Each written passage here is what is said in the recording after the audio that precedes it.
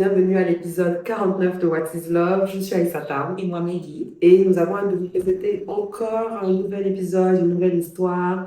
Et vous savez que quand ce sont les hommes qui prennent le micro, nous sommes particulièrement contentes et c'est le cas aujourd'hui. Oui, effectivement, parce que on n'a pas assez d'hommes qui veulent se livrer et on avait très hâte d'enregistrer cet épisode. On a hâte que vous l'écoutiez. Donc, bonne écoute et à tout à l'heure.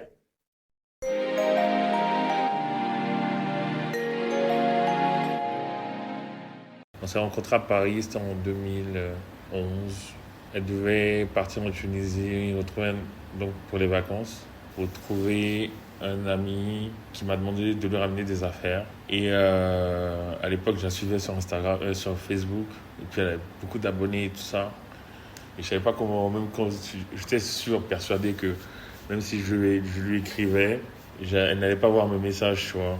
Genre, et donc, et quand il m'a dit que c'était elle qui devait venir et tout, j'ai dit, ah, mais vas-y, dis-lui, connecte et tout, je te ramène les fringues, tout ça, et tout. Et donc, on se donne un rendez-vous, donc, place de République. Donc, j'arrive avec donc les colis. J'avais 10 minutes de retard. Et elle en profitait pour aller au McDo parce qu'elle avait faim. Et quand je suis arrivé, elle m'a proposé tout de suite si je voulais quelque chose pendant qu'elle faisait la queue pour le McDo et tout. J'ai trouvé ça super sympa. Et j'ai répondu que non, naturellement. Mais elle est sortie quand même avec un Mac fleuri pour moi. Moi, j'ai trouvé ça super sympa. Et puis, comme elle est avec son McDo en main, je lui ai proposé de s'asseoir pour manger sur un petit banc comme ça au niveau de la place de la République. Et puis après ça, si elle voulait retourner avec les colis, bah, il n'y avait aucun souci, mais euh, plutôt la rendre confortable pour qu'elle puisse manger, quoi. Et puis, quand elle a fini de manger, j'ai mangé mon McFlurry avec elle. Et puis, je lui ai proposé de prendre un verre. Donc sur une terrasse à République. Et donc, on a commencé à marcher. Les terrasses étaient bondées, c'était en plein été. Et donc, on a commencé à marcher le long de Boulevard République en cherchant une terrasse et on a marché jusqu'à Bastille. Donc, c'est limite trois arrêts quoi, de métro en train de discuter. Et puis, à un moment, on s'est dit, bon, on allait aller à Bastille pour boire un verre. Parce que Bastille, c'est plus jeune, terrasse. Il y a plus d'affluence à Bastille qu'à République. Donc on arrive à Bastille, il était 17h, début d'apéro, donc on dira 18h. Et on s'est posé sur une terrasse. Après on est allé dans un bar. Et on est resté ensemble jusqu'à minuit 30 à picoler. Puis elle était un peu foncée, un peu défoncée sur la fin de soirée. Et quand on marchait pour le métro, elle m'a attrapé la main. Et là, on a commencé à marcher main dans la main. Et on s'est laissé au métro, elle m'a dit écris-moi quand t'arrives. Et moi, je suis arrivé à la maison, je l'ai pas écrit, j'ai fait exprès. Et elle m'a réécrit, limite, t'es arrivé, tu m'as pas écrit. Elle a commencé à faire une petite crise. Et là, j'ai trouvé ça super sympa. Et le lendemain, elle est partie en Tunisie. On continue à discuter. Et elle partait pour le week-end. Et elle m'a proposé de venir la chercher à l'aéroport. Je lui ai dit ok, donc je peux aller la chercher à l'aéroport et tout. Et je suis allé la chercher à l'aéroport. Et puis, à l'époque, je vivais avec ma mère. Et donc, je ne pouvais pas la recevoir chez moi. C'était chaud. Et à l'époque, il n'y avait pas d'Airbnb aussi. Et puis, c'était difficile pour moi de lui dire, ouais, viens, on va à l'hôtel, mon chien, nanani. Et je suis venu la chercher. Et puis, je n'avais pas booké l'hôtel. Mais je me suis dit, bon, écoute, je la prends, je la dépose chez elle. Mais elle pensait que j'allais la recevoir chez moi. Mais à l'époque, on était tous des jeunes. Et puis, chacun, bon, mes potes, chacun a son appart et tout. Et au moment, ça me gênait et tout. Et donc, quand je suis allé la chercher, elle pensait qu'on partait chez moi. Et là, je lui ai dit, écoutez, il y a ma mère, il y a de la famille qui est arrivée et tout. Est-ce que ça ne te dérange pas que je boucle un hôtel, qu'on reste ensemble? Elle m'a dit, bah, écoute, il n'y a pas de problème et tout. Sauf que, comme je ne m'étais pas pris en avance, j'ai pas réussi à booker un hôtel, donc un 4 étoiles et tout, tout ça. Donc, j'ai booké un petit truc vite fait, tu vois. À l'époque, c'était un étape hôtel. C'est l'hôtel basique, quoi. Et on est allé à l'hôtel et tout, et puis on a passé une soirée. Et on a fait l'amour. Mais pendant qu'on faisait l'amour, elle a commencé à pleurer. Et j'ai pas compris pourquoi, et puis j'ai arrêté. Puis elle m'expliquait qu'en fait, elle sortait d'un gourmet et qu'elle ne voulait pas être trahie, machin, nanani. C'était encore dans sa gorge, quoi. Et là, j'ai arrêté complètement. Puis je l'ai rassurée. Puis 6 mois après, on s'est mariés. Elle est vraie, c'était passionnel. Elle a un cœur d'enfant. Tu vois, elle est dans le partage. Moi, je suis vraiment dans le partage. Et on avait les mêmes valeurs à ce niveau-là. Elle ne calcule pas. Elle est vraiment dans, dans la spontanéité. Et même jusqu'à présent, hein, elle a un cœur d'enfant, quoi. Tu vois, c'est une belle âme. Et puis, elle croit en Dieu. Et puis, ça, c'est une des valeurs qui est primordiale pour moi, parce que je suis un fervent croyant. Et donc, elle avait ces valeurs-là. Donc. Et puis, elle était belle, elle était magnifique. Tu vois, elle avait des taches de rousseur, elle est métisse, avec des grains de beauté partout sur son visage. Elle ne se maquille pas trop, franchement. C'était une belle femme. Et puis voilà, elle avait le flow, quoi. Elle avait le style, elle travaillait dans la mode. Enfin, tout ce que j'aimais. Et puis moi aussi, je sortais beaucoup à Paris, dans les soirées, machin, tout ça. Et puis je voyais comment mes amis la regardaient, ils devenaient timides, même quand ils parlaient avec elle, tout ça. Donc moi, ça me mettait dans une hype, quoi. C'était cool.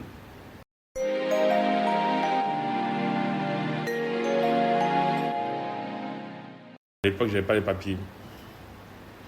J'avais les papiers étudiants et puis à un moment, j'ai arrêté d'aller à l'école, tout ça. Donc on ne pouvait plus me renouveler et tout. Et ma mère qui pensait que je devais me marier pour les papiers.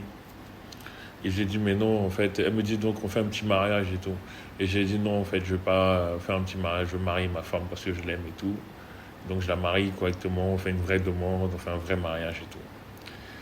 Et ma mère qui a commencé à me dire, ouais, je viens de dépenser, j'ai pas assez d'argent. J'ai dit, écoute, je te demande rien, je te demande juste ta bénédiction. Et là, ça m'a un peu vexé. Et moi aussi, j'étais un peu vexé parce que je voulais qu'on se marie, qu'on fasse un petit mariage, tu vois. Et moi, c'est pas ce que je voulais.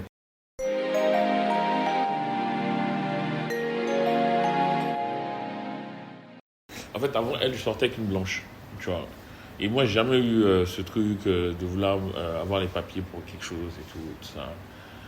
Et en fait, un jour, je suis rentré, j'attendais un virement. Mon virement n'est pas arrivé. Puis, genre, c'était chaud. C'était chaud. Ma mère était au bled. Et on est rentré. Et puis, genre, je voulais faire les courses le lendemain. Et puis, j'ai dit que Dieu fasse que mon virement arrive. Elle m'a dit, si Dieu il existait, il fallait bien qu'il vienne me sortir de ma merde. C'est sur le coup, j'ai rigolé. Puis, j'ai dit, attends, tu crois pas en Dieu? Elle m'a dit, bah non. Je suis une athée, moi. Et donc, derrière moi, je me suis dit, allez, c'est mort, tu vois. Alors, je peux pas me mettre avec elle, je peux pas me marier avec elle et tout. Et c'est vraiment dans sa spontanéité, mais non, mais t'inquiète et tout, viens, on se marie. Et puis voilà, tu ressembles à l'homme de ma vie, mon chien, viens, on se marie. Et puis moi aussi, ressembler à la femme de ma vie, quoi. Ouais, et puis ouais, on se marie, mais tout jeune, quoi, naïf un peu. Je dirais pas naïf, mais amoureux. Amoureux, on s'est marié, mais vraiment comme ça, quoi, tu vois.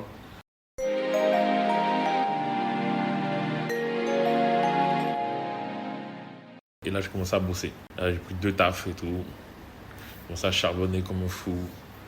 Et puis, donc, j'ai commencé à faire du cash. Elle aussi, elle bossait à l'époque. Elle bossait au Galeries Lafayette. Donc, dans je crois, le comptoir des cotonniers ou je sais plus quoi. Parce qu'un grand designer et tout. Et on a mis de côté. Et on est parti un jour, comme ça, dans une salle qui coûtait une blinde. Mais c'était fin d'hiver, février 2012. Et donc, on arrive. Et en général, les mariages, en fait, c'est en été. Donc, c'est en été, ça chiffrait beaucoup pour la salle. C'était une salle à je crois 88, 10 000 euros. Maintenant, on est venu quand même tenter notre chance, tu vois, donc, pour savoir. Et puis, on est tombé sur le proprio et sa femme. Ils nous ont trouvé super mignons et tout. Et puis, ils nous ont dit, on a combien? Ils nous ont demandé combien nous on a pour la salle. Et nous, dans notre budget, on avait peut-être 3 000 euros. Mais on a du mal à leur dire ça. Moi, j'ai dit, que Dieu, nous, on a 3 000 euros. Puis ils ont dit, OK. Ils ont accepté la salle. Donc, c'était salon Louis XIV, bête de salle et tout, Paris, et tout ça. Donc, on a sorti les cartes. On a booké la salle. Et puis, j'ai appelé ma mère pour lui dire que. Donc, on avait les salons Wilson pour notre mariage. Donc, elle était étonnée. Elle s'est dit, mais putain, en fait, ça malade ce petit. Il allait dépenser autant. Comme il a fait, même, tu vois, limite. Entendre dire, c'est une épine dans le pied qui était déjà enlevé pour nous. Et puis après, bon, donc naturellement, pour le budget, c'était plus light pour nous. On a commencé un truc. Et quand ma mère a vu que on commençait un truc, elle a sorti toute la panoplie. Elle est venue nous accompagner dans le mariage. Elle a confectionné tous les sets de table ici. Tu sais quoi, les mamans musulmanes à l'époque. Bon, et puis bon, j'ai perdu ma mère aussi. Après, bon, je vais rebondir dessus après. Donc après, ma mère est venue avec tout le truc. On a organisé le mariage, tout ça, babam. Donc, avec près de 200 invités, mon chien, un beau mariage, on s'est bien marié, je fais ma demande. Et c'était marrant parce que je ne savais même pas qu'on faisait une demande de mariage, qu'on se mettait à genoux pour demander. Et la veille de mon mariage, en fait, 2 jours avant mon mariage, ma femme qui me dit, mais toi, en fait, toi, t'es un gaou, quoi. Tu n'as même pas fait de demande et tout ça. Et puis, et là, je lui dis, ah bon? Là, je réalise qu'on doit se mettre à genoux pour demander la main, tout ça. Et puis je suis parti un matin, dormais et tout. Je suis parti au palais chez le pâtissier. J'ai pris un gâteau, tout ça. Je suis venu. Donc je l'ai réveillé. Et puis je me suis mis à genoux. Puis j'ai demandé sa main, tout ça. Bon, bref. Puis on s'est mariés, tout ça.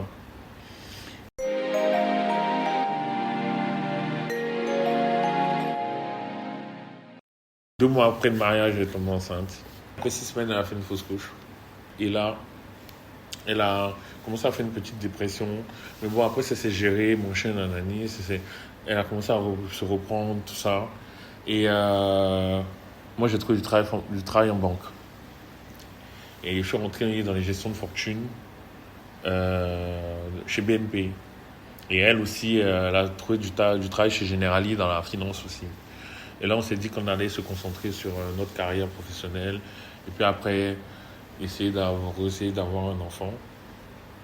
Et après ça, je perds ma mère.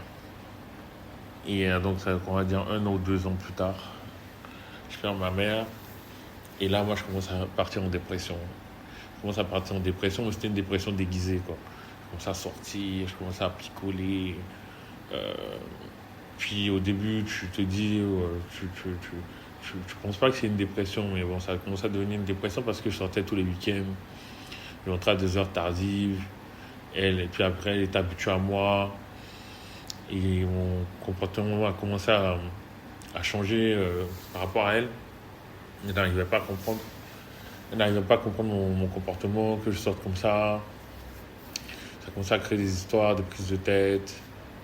Pendant qu'on fait la dépression, bon, on essaie encore d'avoir un enfant. Et puis, ça n'arrive pas. Et moi, je suis toujours encore dans ma dépression. Et je ne me rendais pas compte. Je sortais beaucoup. Et pour être honnête, elle m'a rien fait. Elle m'a jamais trompé. Elle m'a jamais trahi.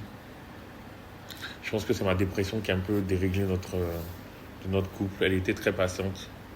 Et après, j'ai essayé de me remettre, guérir de mes traumas, de mes maux, tout ça. Et on a décidé de rentrer à Abidjan pour s'installer. Et ça, c'était à 2 ans et demi, 3 ans. Dès qu'on est rentré, en fait, moi, j'avais commencé à investir dans mes activités. Et à un moment, mes activités ont commencé à partir en couille. Toutes mes activités sont parties en couille. Et puis moi, j'avais un train de vie, tu vois, qui était assez élevé, tu vois. Je brassais beaucoup de cash quand même, tu vois. Et là, elle a commencé à me casser les couilles. Je veux une voiture, je veux ci, je veux ça. Ses copines ont commencé à lui donner des conseils, des faux conseils. Ouais, dans toutes ces activités, n'a pas mis ton nom. On était mariés sur le jour de la communauté de bien. Des faux conseils. Et là, quand on commençait à me dire, ouais, il faut que tu mettes mon nom dans tes activités. Je lui dis, mais attends, mais c'est quoi ton problème? Tu prépares un départ, c'est quoi ton truc? Moi, j'ai toujours été là pour nous. Je ne comprenais pas sa façon de penser. Elle commençait à vouloir sortir. Elle sortait pas, c'était pas une go qui sortait. Elle commençait à vouloir sortir, faire la folle dehors, avec ses copines ou en chien.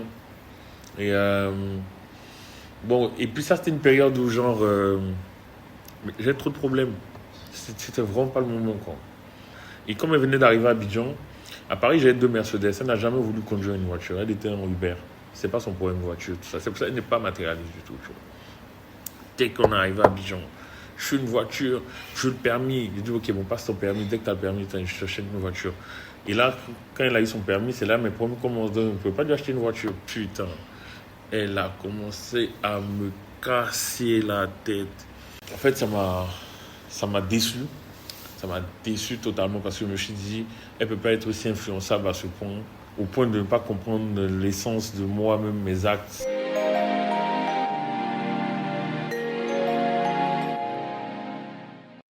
Et je commençais à perdre la tête dans mes problèmes, en fait.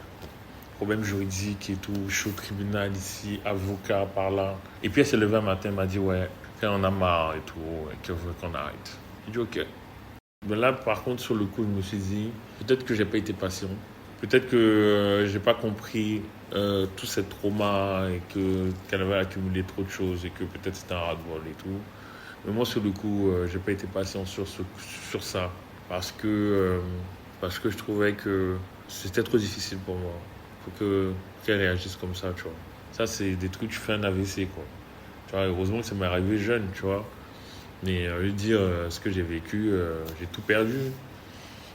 J'étais vulnérable, elle savait que j'étais vulnérable, elle me voyait dans ma vulnérabilité.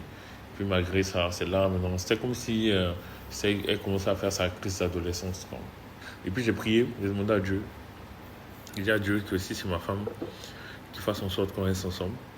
Et que si c'est pas elle, ma femme, qui fasse en sorte qu'on se sépare dans de bons termes. Et puis Dieu a fait, même elle s'est levée un matin. Elle est venue me voir et dit non, elle ne veut plus. Le jour où elle m'a annoncé qu'elle voulait qu'on se sépare, c'était trop marrant. On était à la maison, on n'était pas dans le palabre.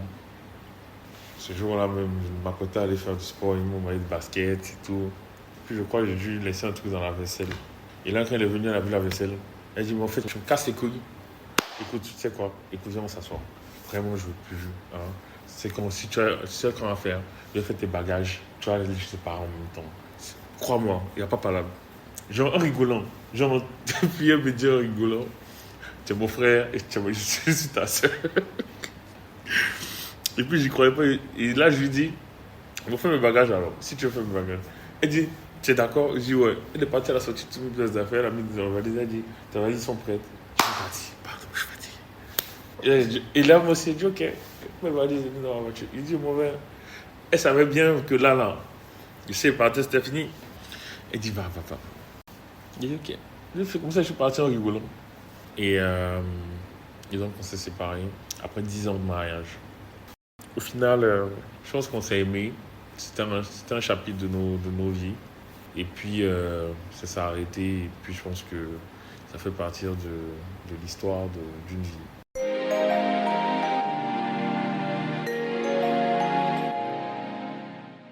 Et cette période-là, vraiment, c'était la période la pire de ma vie. Où même, genre, je me retrouvais même à prier et pleurer, man. Parce que je n'arrivais pas à comprendre ce qui m'arrivait parce que toutes mes activités sont parties en sucette. Et j'ai pris comme une épreuve. Et puis Dieu a mis la peinture sur mon chemin et puis il a tout remplacé avec la peinture. Et donc là, le succès est arrivé. Je suis parti, j'ai commencé à vendre des tableaux à foison. Et puis tout est revenu dans l'autre.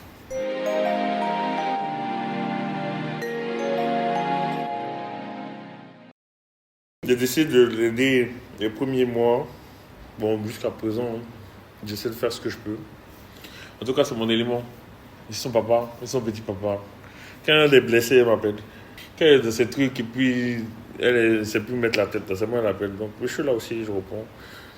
Toute ma vie, je serai là pour elle parce qu'elle était là pour moi. Et puis comme je disais encore une fois, elle a un cœur d'enfant. Donc souvent, des fois, je me dis, bon, je la prends comme ça. Et puis voilà.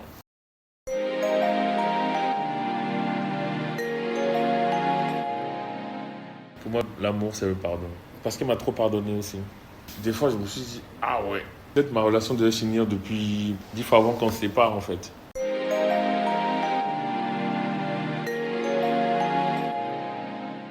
Welcome back! Alors, j'espère que vous avez aimé cet épisode. Et qu'est-ce que tu en as pensé? J'ai beaucoup aimé l'histoire. Je trouve que c'était un peu comme une histoire d'amour comme dans les films en fait.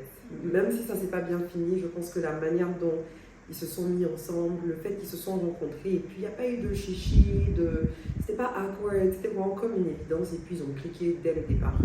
Ouais, Et, c'était une rom-com en fait. Ouais. C'était vraiment mignon. Ça, c'était très cute.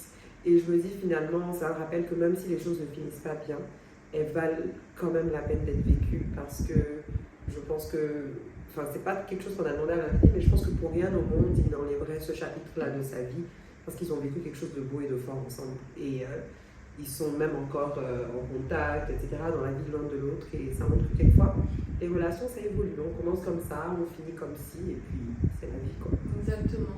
J'ai beaucoup aimé aussi l'intégrité de notre invité parce qu'il précise qu'il ne voulait pas se marier pour son propre gain. C'est vrai que c'était une situation qu'il avait au niveau de ses papiers qui était particulière et n'importe qui aurait sauté sur l'opportunité juste pour s'offrir une régularité en France. Donc j'ai bien aimé ça. Et j'aimais l'ambiance bonne enfant avec laquelle il parle de sa relation. Il y avait des hauts et des bas aussi. Bien sûr. Et il a eu la présence d'esprit de parler de dépression et de réaliser qu'il était en dépression suite à cette fausse couche. Et je pense aussi que c'est un rappel que, en tout cas pour moi, c'est un rappel que deux personnes peuvent s'aimer autant que possible, mais deux fois les aléas de la vie brisent en fait ce que vous pouvez avoir, tu vois, parce qu'ils ont vécu tellement de choses difficiles entre justement la fausse couche, lui les difficultés qu'il avait au niveau de son travail et de ses investissements, etc. Et c'est finalement ça qui est venu entre eux. C'est clair qu'il aurait pu avoir plus de communication, clairement, de chaque côté, plus de communication sur ce que chacun ressentait. Mais c'est aussi vrai que dans ces moments-là, tu ne peux pas anticiper comment tu vas gérer une mauvaise situation.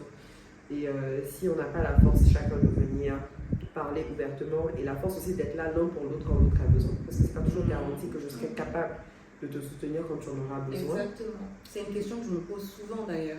Ouais.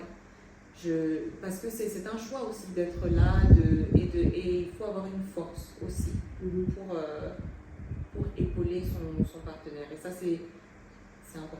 Ouais. C'est vraiment, je ne sais plus lequel ou laquelle de nos invités avait dit l'amour c'est le don de soi, mais je pense que pour moi c'est vraiment dans ces situations-là, là où toi-même tu vis tes trucs, tu as tes priorités, etc., mais tu dois trouver le moyen de mettre ça de côté et dire ok, je suis en PLS, mais mon partenaire aussi ne va absolument pas bien, il faut que je mette mes propres problèmes de côté pendant un moment pour aller soutenir la personne et ainsi de suite. Et ça c'est dur. Pour le meilleur et pour le pire, là, c'est pas une blague. Hein. Ah, ça. Ouais. Il y a quelque chose qui me vient en tête aussi, et c'est l'influence des autres dans le couple. Je me base sur ce que l'invité disait par rapport à l'influence des amis de sa compagne sur leur couple, et comment il faut faire attention. C'est pas tout le monde, c'est pas chez tout le monde qu'on prend des conseils aussi. Il faut toujours superposer ça à sa propre situation. Je pense que c'est très important parce que sinon on écoute des gens qui n'ont peut-être pas de mauvaises intentions non plus, mais qui ne connaissent pas notre situation, notre couple dans leur entièreté, dans son entièreté. Ou alors il y a aussi le fait que beaucoup de gens donnent des conseils par projection, genre je te donne le conseil par rapport à ce que moi j'aurais fait dans cette situation et par rapport à qui je suis, pas par rapport à qui tu es, quelles sont tes valeurs et quelle est ta compréhension des choses. Et c'est là où je me dis, en vrai, on est beaucoup à savoir ça. On ne prend pas conseil chez tout le monde, c'est pas tous les conseils qui nous correspondent, etc. Et limite, j'ai envie de dire que, enfin, j'ai deux trucs. Est-ce que c'est vraiment fait influencer ou est-ce que c'est ce qu'elle pensait et que l'invité, dans son coping mechanism, s'est dit, ok, elle s'est fait influencer, etc. Et puis maintenant, si elle s'est fait influencer, j'ai envie de te dire, ça la déresponsabilise. C'est une adulte à 100%, elle choisit ses fréquentations. De tous les conseils que ses amis donnent, je suis sûre qu'elle ne les prend pas tous.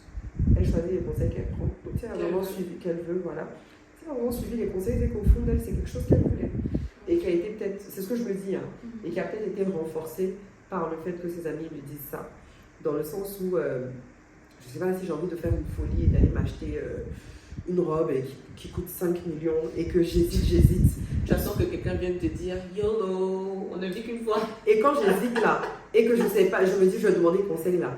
Et si je sais que j'ai un peu envie d'acheter, je vais appeler la personne qui va me dire d'acheter. Je les connais, je connais mes amis. Je vais pas, si je sais que Meggy, elle est trop responsable, je vais pas appeler Meggy parce que Meggy va dire, mais t'es folle quoi. Je vais appeler celle qui va me dire, ah mais ma chérie, on ne vit qu'une fois, non. Tu as l'argent, mais tu n'as pas l'argent. Donc, je trouve aussi que dans les conseils, souvent on sait enfin pas qu'on sait, mais on se laisse guider par certaines personnes lorsqu'on a déjà peut-être une inclinaison vers ça. Ça n'exclut pas qu'il y a des cas d'influence totale. Mais n'ayant pas tout le contexte dans cette situation-là, je me suis dit, est-ce que c'est vraiment fait influencer? Est-ce que c'est quelque chose qu'elle pensait déjà? Je ne sais pas. Je pense que c'est quelque chose qui vient aussi avec le temps et avec l'expérience, de savoir que les gens ils sont pas méchants en te donnant des conseils, mais il faut faire attention et prendre les conseils avec un grain de sel, une pincée de sel. Bref, vous savez. Il faut mettre du sel sur les conseils.